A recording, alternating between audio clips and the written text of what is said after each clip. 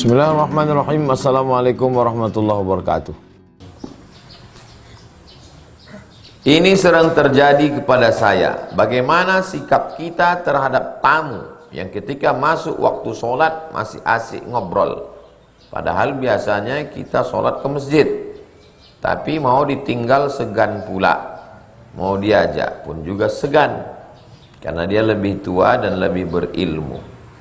Nah, kalau dia lebih tua, itulah kesempatan kita. Pak, bapak kan tak lama lagi mati, Pak. Ayo kita sholat, udah azan tuh, Pak. Tak mungkinlah kami ngomong gitu, Pak Ustaz, sakitlah hati dia. Ini kan direkam ini. Nah, kalian potong nanti. Pura-pura apa buat nada panggil. Bapak kan udah tua, Pak. Astagfirullah. Siapa pula nyetel handphone? Nah. Pokoknya kalau antum khawatir disalahkan orang, salahkan aja saya. Ini nggak ceramah Ustaz Somad. Ayyadiyallahu bika rajulan wahidan. Satu orang dapat hidayah karena engkau, khairum min humurin na'am. Lebih baik daripada kau memiliki seekor unta yang merah. Dalam riwayat lain, khairum minad dunya wa ma fiha. Lebih baik daripada dunia dan seisi. Jadi, ya omongkan aja. Kalau udah azan pula. Apalah muazzin ni azan-azan pula dia. Mengganggu kita aja. Ayo kita datangi dia. Ayo kita hamuk muazzin tuh. Supaya berhenti dia azan nih. Datang ke masjid. Segera datang ke masjid. Habis itu dia merajuk pulang. Tak apa-apa. Banyak tamu lain lagi. Karena dia lebih tua dan dia lebih berilmu. Misalnya dia ustad.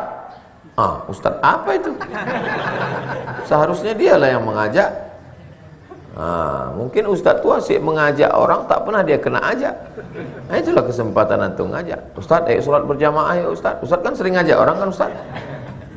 Mestinya Ustaz ngajak saya. Masa saya pula ngajak Ustaz? Dalam hatinya dia marah.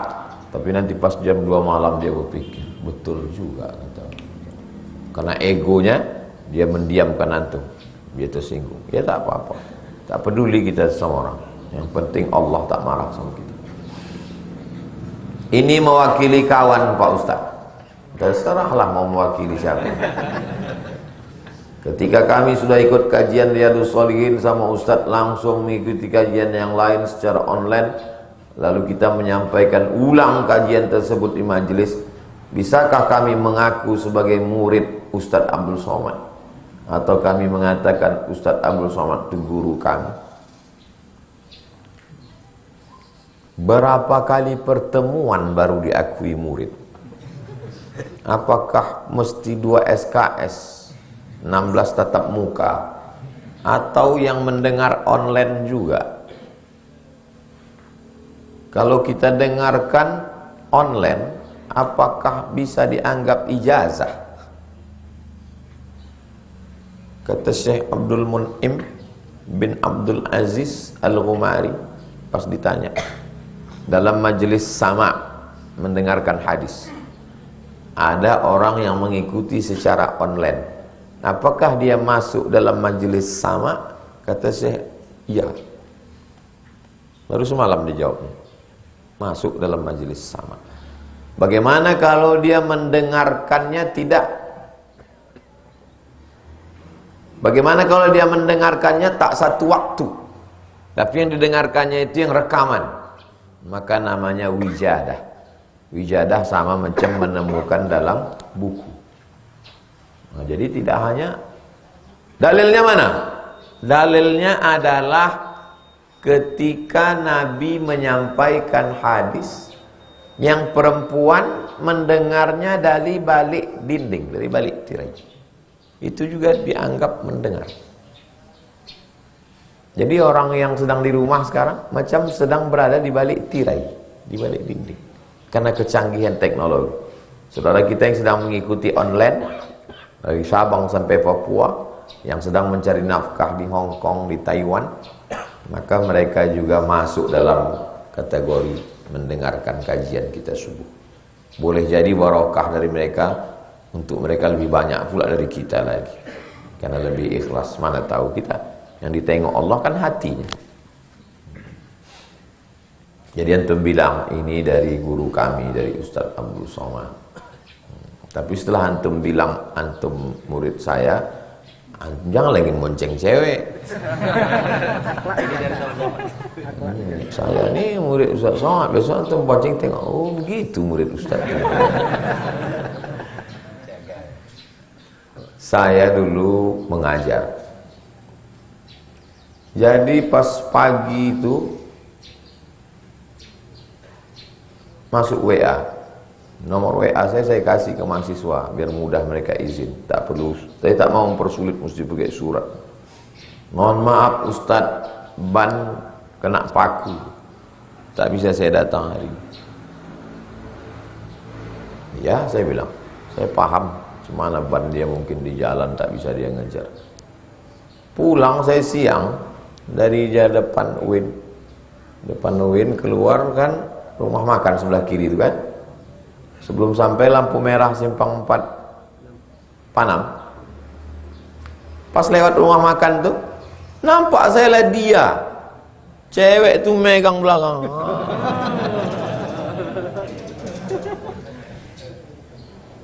Istighfar saya, astagfirullah. Saya istighfar bukan menengok itu, istighfar kepada Allah. Kenapa lah mesti Allah tunjukkan ke saya? Kalau seandainya lewat aja sikit aja, dia lebih cepat sikit atau saya terlambat sikit, kan tak nampak saya itu kan. Nampak saya. Saya rekam sampai berhenti di lampu merah. Pas masuk besok di kelas tak sampai hati saya nengok mukanya.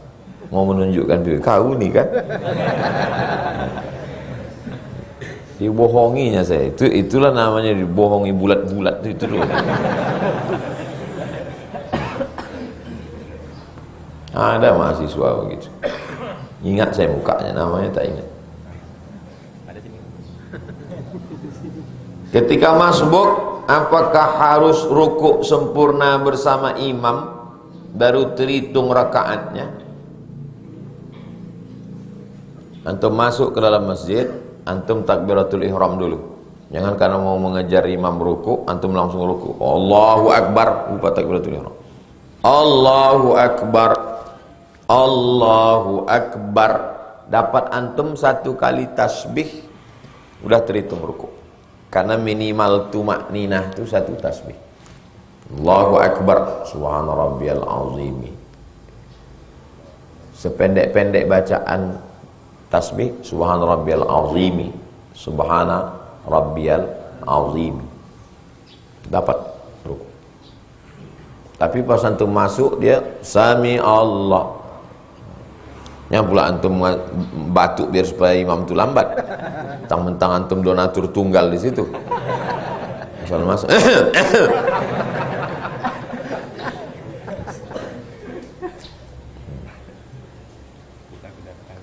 Kalau masuk imam itu sedang sujud, Pak Ustadz ikut sujud. Ini banyak orang sampai ke masjid imam sedang sujud, tegak dia berdiri. Biar supaya pas imam tegak baru tegak. Untuk apa kita ikut? Bukan terhitung 1 rakaat. Boleh jadi sujud itulah yang menyebabkan kau masuk surga. Karena sujud itulah yang paling ikhlas. Sujud itulah yang paling ikhlas. Kenapa? Tak terhitung 1 rakaat. Tak tahu kita tentang sujud mana. Sajdatun, 1 sujud lebih baik daripada dunia dan seisi. Sujud yang mana? Mana tahu kita. Entah sujud yang itu ya. Jadi masuk ke dalam masjid, apa yang dilakukan imam? Imam sujud, sujud kita. Imam duduk antara 2 sujud, duduk kita. Imam tasyahud, duduk kita tasyahud.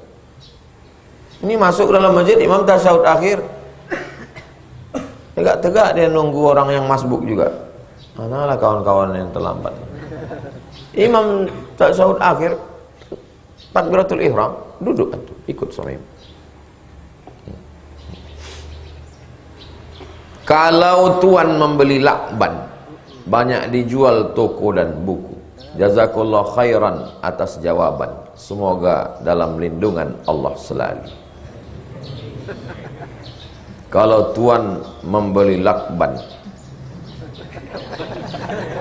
untuk dipakai kaki yang sakit, jangan cuma jazakallah khairan, tolong juga membantu masjid.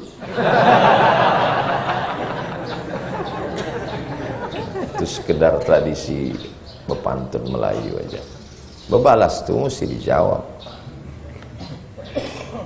Kalau tuan pergi ke keramat, jangan lupa membeli katun.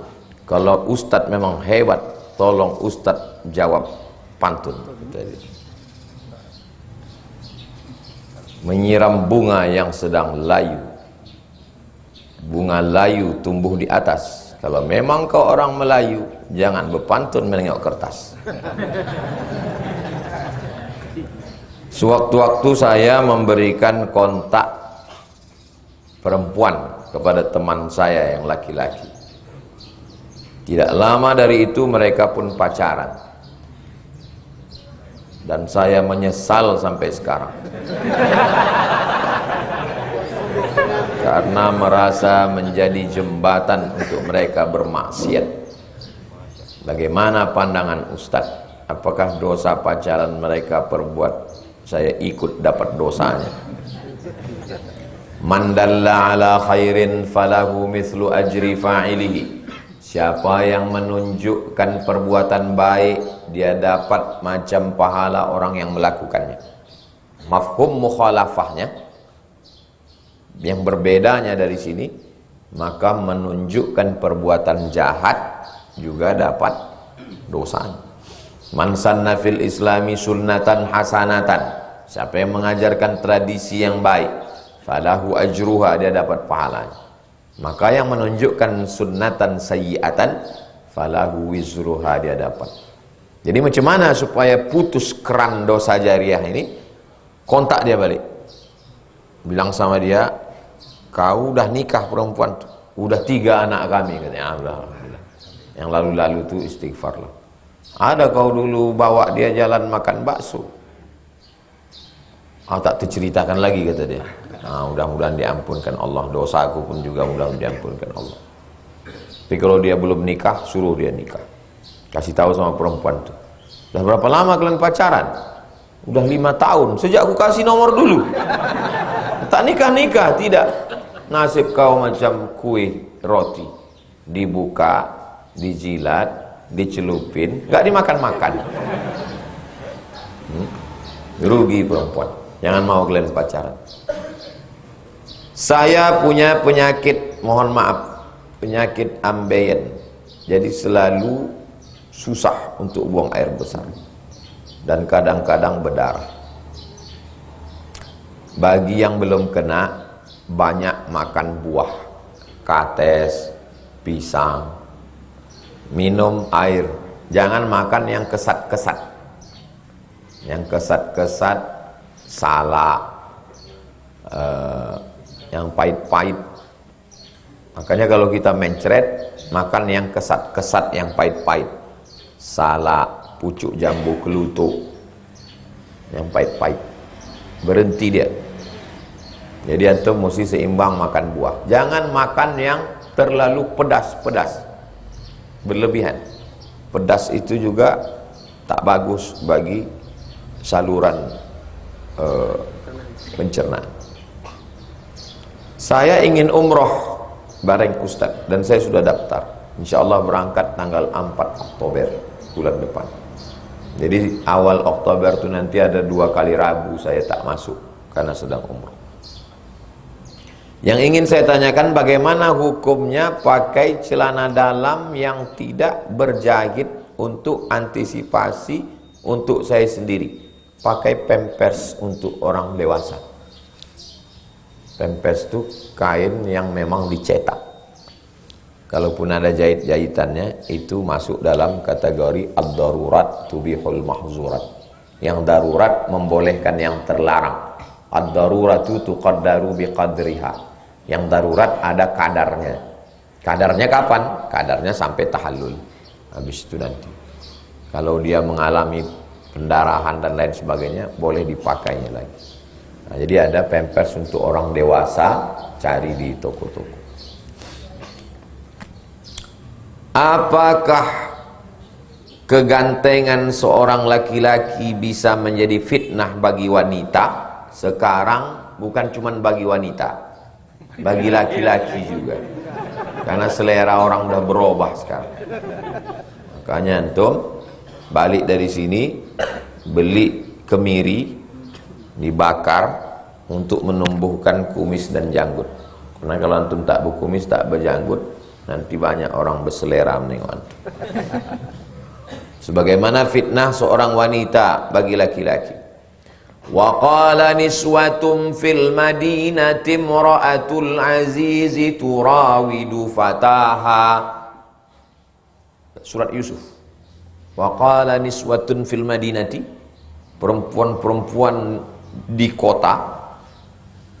Apa kata perempuan itu? Imra'atul azizi turawidu fataha.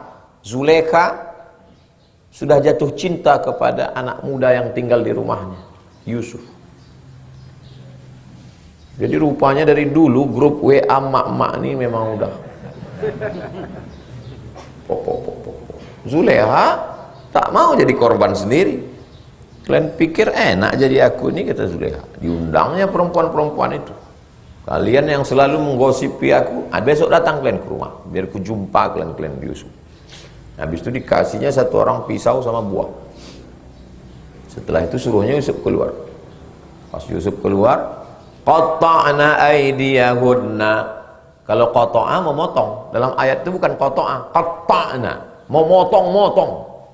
Tuh potong-potong tangan itu sampai tak terasa. Waktu menengok Yusuf keluar, apa kata mereka? Ma hadza illa malakun karim. This is an angel. An angel, malaikat ini, bukan manusia. Apa kata Zulaikha? Itulah yang kutahankan tiap hari. Kalian baru sekali aja potong-potong, aku tiap hari menengok itu. Mana tahan, kata dia. Jadi kegantengan itu pun jadi fitnah. Oh kalau gitu bercadarlah kami Pak Ustaz. Bukan saya suruh kalian yang muda-muda ganteng nih bercadar. Jadi maksudnya Pak Ustaz berhelm lah. Jangan muka kalian tuh muka PHP, memberi harapan palsu. Mentang-mentang ganteng semua diiyakan, bercakap lemah lembut.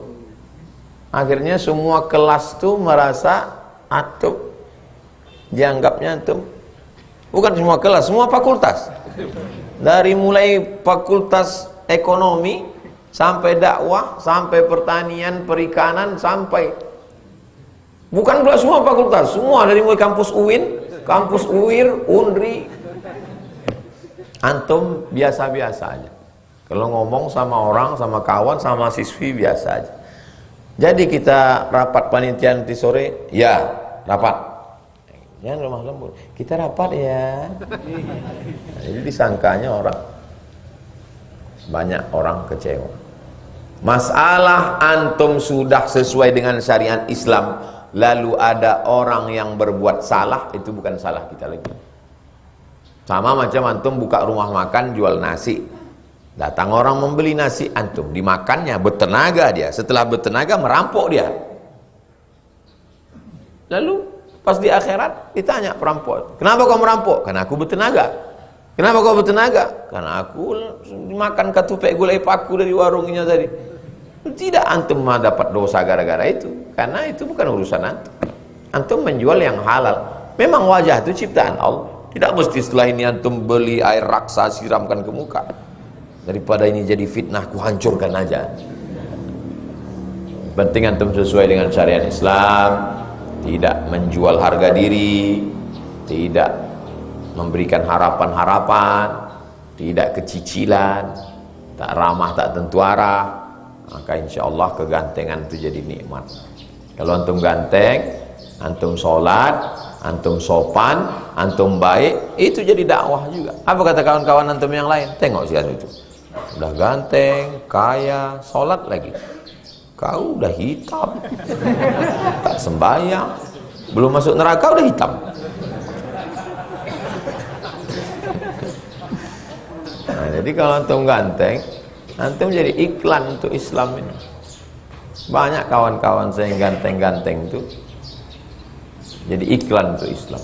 Islam ini agama yang bagus, produk yang bagus, tapi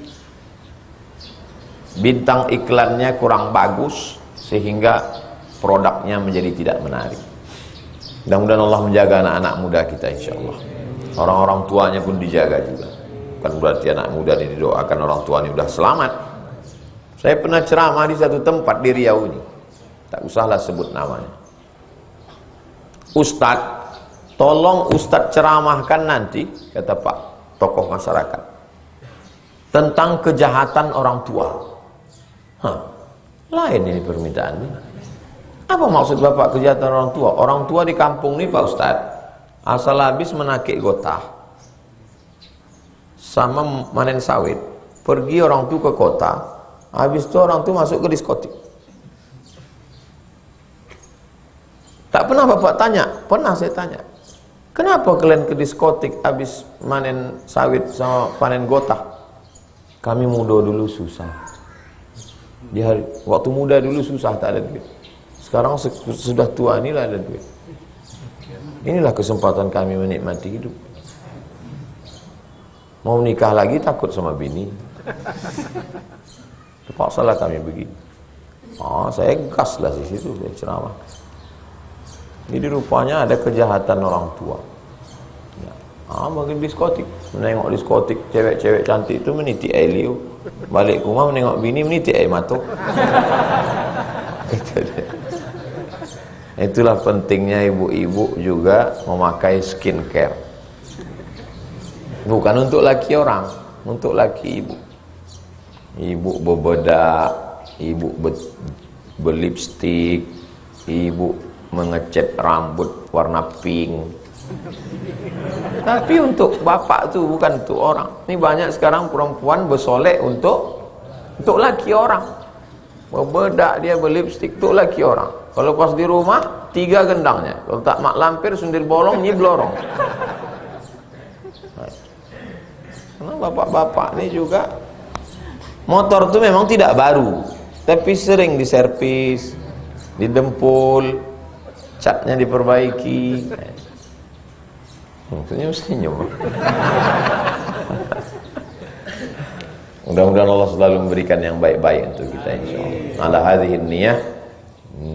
hadhihi niyah ini terakhir bulan Safar. Habis nanti Maulid. Kita ada Maulid Arba'in dengan Habib Muhammad, keliling Maulid. Satu malam saya minta untuk Az-Zahra, nanti di-share kapan. Ala hadhihi niyah wa kulli niyatin shalihah. Al-Fatihah.